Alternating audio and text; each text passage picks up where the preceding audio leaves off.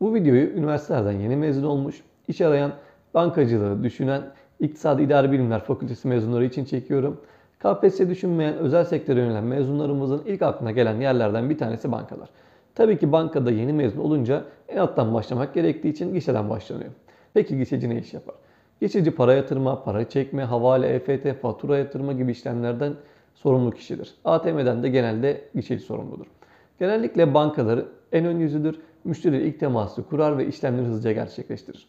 Gişeci olmak sadece para saymak değildir. Yoğun stres altında doğru işlem yapabilmek, uzun kuyruklara karşı sabırlı olmak ve güler yüzlü olmak da bu işin olmazsa olmasıdır. Ayrıca hataya yer yoktur. Küçük bir yanlışlık ciddi sonuçlar doğurabilir. Küçük bir hata ile yanlış bir işlem yapıldığında gün sonunda kasanında bir fark görebilirsin ve bu tespit ettiğin müşteriden tahsil edemezsen cebine ödemek zorunda kalırsın. Diyelim ki yanlış saydın ve 10 bin lira eksik verdin.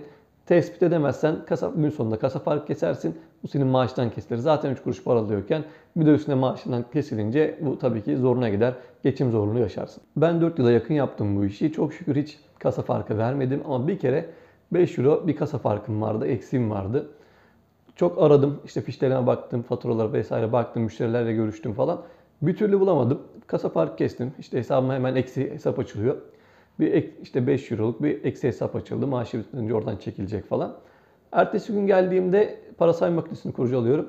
Bir baktım böyle para sayma makinesinin köşesine para kıvrılmış, küçük bir hale gelmiş, orada duruyor. Normalde işte bu para sayma makinesi içinde bir para olduğu zaman hata verir, para saymaz, öter falan. Ama herhalde o nasıl olduysa o dedektör görmemiş ve para o şekilde kalmış. Bulduğum için de hemen buldum ve bu şekilde bildirdim. Hemen bu kasa farkını kapattım oradan. Veya hatayı buldun, müşteriyi ikna edemedin. O sürecin sonunda yine gişeciye patlar bu işlem. Müşteriyi gerekirse dava açılır falan tarzı konuşarak, gerekirse korkutarak parayı geri alabilirsiniz. Bu tarz olayları da çok fazla yaşadık. Mesela benim bir hatırladığım bir olay. ATM'ye arkadaşım 10'luk, 20'lik, işte 50'lik, 100'lük diye gidiyordu o zamanlar 200'lük falan. 100'lükle 200'lü yerini karıştırmış ve para çeken bir kişi mesela 100'lük alması gereken 200'lük almış vesaire. Bu şekilde kasasında bir fark çıktı. Biz bunu tespit ettik. Kameradan izledik falan kimin çektiğini. Allah'tan çok hızlı bir şekilde tespit etmiştik. Adamı bulduk, arıyoruz. Adam diyor ki yok ben parayı tam çektim vesaire ben getirmem. Çünkü ben fazla almadım falan diyor ama kamerada çok net gözüküyor. Çünkü ATM'nin kamerası hemen yukarıda yakın olduğu için banknotlar gözüküyor. Bizdeki kamera kaydımız var. Avukatlara bildirdik. Hani küçük para için davalık olma istersen ama yine sen bilirsin. Adam akşam vakti koşa koşa o parayı getirdi. Bazen insanlar işte bana fazla para verdin diyerek kendi getirirken bazıları da parayı çalma peşine düşer. Bazen hesaplarda hata yapan müşteri seni hırsızlıkla suçlar. Bunları da yaşamıştım. İşte kamera kaydıyla her şeyi kanıtlıyorsun. Bazen işte kamera kaydı da müşteriyi tatmin etmiyor ama zaten senin kasanı tuttuğu vesaire her şey ortada. Kamera kaydı elinde. Onu tatmin etmese de isterse gidip dava açabilir. Nasıl olsa kanıtlarım var. O konuda bir problem yok. Sadece insanı stres sokuyorlar. Gişeci sabah erken gelir. Kasayı alır. Akşam müşteriler çıktıktan sonra kasasını kapatır. Öyle dışarıdan görüldüğü gibi sabah 9 akşam 5 bir iş değildir. Müşteri çıktıktan sonra sen 6'ya kadar yine kasanı yaparsın. Kalan işlemlerini yaparsın vesaire. Gün boyu aynı pozisyonda oturmak, yoğun müşteri baskısı ve hata yapma kaygısı ciddi bir yıpranma sebebidir. Üstelik bazen müşteriyle yaşanan tartışmalarda bunun cabası. Bazen gişede iyi iletişimle, güler yüzünle, işlemleri hızlı halletmenle vesaire işlemini yaptığın müşterilerden iş teklifi alabilirsin. Sonuçta kendine ulaşamayacağın büyük firmalar ayağına geliyor. İşte mesela benim arkadaşlarımdan gişede asgari ücrete yakın para alırken 3 katı maaşa, dolarla maaş alarak başka firmalara geçiş yapan kişiler olmuştu. Benim de buna benzer bir yaşadığım bir şey var. Ben askere giderken bankacılıktan istifa ettim.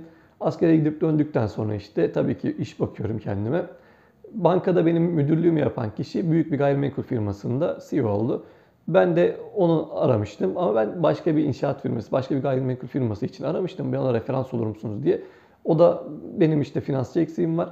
Hemen CV'ni at, bakalım demişti ve o şekilde büyük bir gayrimenkul firmasında işe başladım finansında. İşte 3 yıldır falan orada çalışıyorum. Şu anda finans şefiyim bu firmada.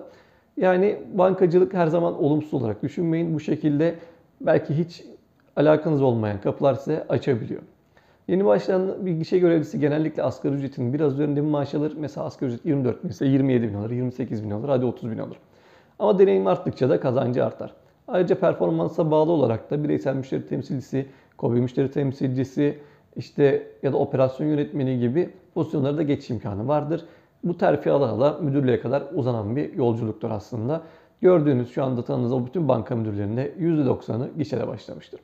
Bu meslekte başarılı olmanın yolu hata yapmamak, sistemeyi öğrenmek, müşteriyi anlamak ve kriz anlarında soğukkanlılığını korumakla bağlantılı. Her gün yüzlerce işlem ve insanla uğraşmak kolay değil ama doğru yapılırsa çok şey öğretir. Tüm gün milyonların içinde uğraşıp ay sonunda işte hesabına 30 bin lira maaş alırsın. Ya da işte milyonlarla uğraşırken, milyon dolarla uğraşırken çıkışta 3 harfli marketlere gidip kendine yoğurt alırsın vesaire. Bu insanı psikolojik olarak yoruyor. Eğer sayılarla aranız iyiyse, masa başı çalışmayı seviyorsanız ve iletişiminiz kuvvetliyse gişe görevi sizin için uygun olabilir. Ama yoğun stres, hedef baskısı ve rutin işler size göre değilse biraz daha düşünün derim. Gişede operasyon hedefler vardır, teminat iade gelme oranı vesaire gibi. Ancak bazı bankalarda pazarlama hedefleri de verirler. Mesela kredi kartı satış hedefi gibi hedefler de verirler. Bazıları pazarlama hedeflerini gişeciye vermiyorken bazıları da verebilir. Bunların da ilave olması, ilave hedeflerin gelmesi daha da stres oluşturur. İnsanlarla birebir iletişimimiz iyiyse, stres yönetimimiz iyiyse tercih edilebilir bir iş. Eskiden takım elbise zorunluydu. Şimdi artık o takım elbise zorunluluğu da Covid ile birlikte, pandemiyle birlikte kalktı diyebiliriz. Çoğunluğunda kalktı. Biraz daha rahat işte giyiniyorlar. Polo yaka, tişört vesaire tarzı. Bankacılık dünyasının en önde gelen neferleri, gişe görevlileri. Sizce bu iş yapılır mı? Yorumlarda düşüncenizi yazın. Videoyu beğenmeyi ve abone olmayı unutmayın. Bir sonraki videoda görüşmek üzere.